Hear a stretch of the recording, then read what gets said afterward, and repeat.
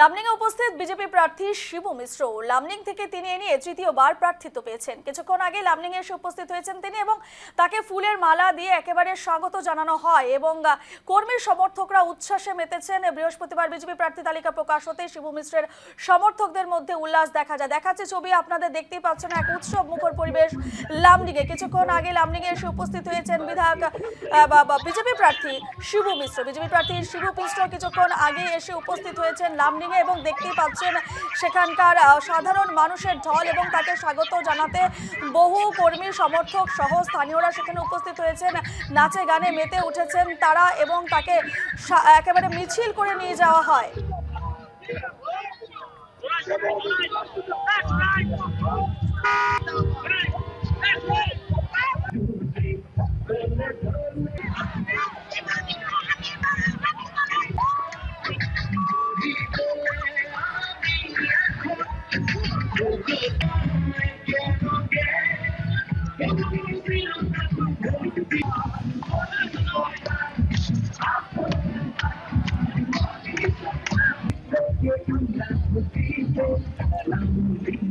লামনিং থেকে প্রতিনিধি ধীরাজদের এক প্রতিবেদন দেখুন। এবং দেখা গেছে লামনিং কেন্দ্রের যে প্রার্থিত প্রত্যাশী থেকে সকলের যোগ ছিল এবং দীর্ঘ বহু সময় অবসান ঘটিয়ে দেখা গেছে দ্বিতীয়বার যিনি বিধায়ক প্রত্যাশী এবং তৃতীয়বারের জন্য ফের ওনাকে দল কিন্তু ওনাকে ভরসা করছে এবং ফের তৃতীয়বারের জন্য প্রার্থিত্বর জন্য বিধায়ক শিবু মিশ্রের নাম ঘোষণা করেছে। ইতিমধ্যে লামনিং কেন্দ্রে দেখা গেছে প্রচুর সমর্থকের ভিড় এবং আনন্দ উল্লাসের সাথে ওনাকে স্বাগত জানানো হচ্ছে। আমি কথা বলবো বিধায়ক প্রতিক্রিয়া নেব, কেমন অনুভব দ্বিতীয়বার আপনাকে দল প্রার্থিত করার জন্য টিকিট দিয়েছে?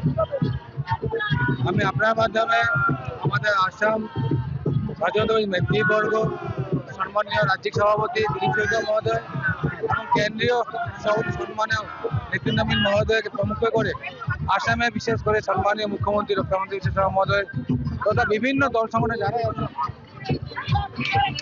আন্তরিকভাবে সম্মান জ্ঞাপন করছি। ওনাদের আশীর্বাদে লামনিংবাসী যেটা একটা আশীর্বাদ যাত্রা অগ্রিম সংকেত আসছে 9 এপ্রিল সাব্যস্ত করে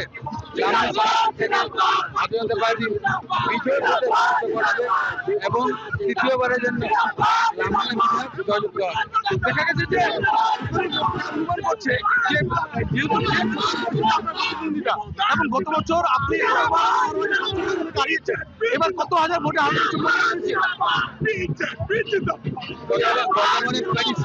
অন্য ধরনের অ্যালায়েন্স ছিল কোনো দুটো দলের মধ্যে। এবার আমার যেটা প্রেডিকশন কমও 50,000 অধিক তারতম্য থাকবে কংগ্রেস। আপনার কি আশা যে আগামী দিনে আপনাকে বিধায়ক এবং প্রচুর সংখ্যক বিপুল পরিমাণ আপনার সাথে সহযোগী রয়েছে, আপনাকে কি দল মন্ত্রিত্ব দেবে বিধায়ক হলে? সেটা আমাদের যারা সম্মানীয় মুখ্যমন্ত্রী এই ব্যাপারে আমি কিছু বলবো না। এমন কোনো কথা নেই যে 3 বার বিধায়ক হলে মন্ত্রিত্ব যেতে হবে, এটা পরে চিন্তনীয় বিষয়। আগে বিধায়ক হোক। আমার শেষ প্রশ্ন, দেখা গেছে 23 জন প্রার্থী এবং যেহেতু আপনাকে দল ফের বাছাই করছে, আপনার ভরসা করছে আগামী দিনে কি এই যে 23 জন প্রার্থী ওনারা কি নির্দলীয় দাঁড়িয়ে আপনাকে চক্রান্ত করবে বা কি মনে হচ্ছে? দলে কোনো বিভাজন আছে কি? যোগাযোগ হচ্ছে, অনেকের সময় যোগাযোগ হচ্ছে, কয়েকজনের সাথে কাল পরে কেউ নির্দল খেলে সেই ধরনের কোনো পার্টিতে যাওয়ার অধিকার সবার থাকে।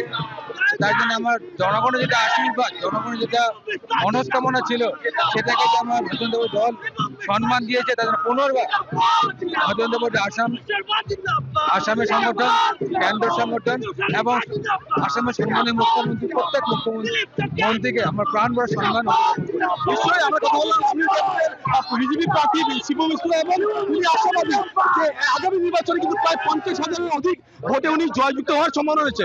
ক্যামেরায় রাহুলের সহযোগিতায় ধীরাজদের রিপোর্ট, নিউজ 9 বাংলা।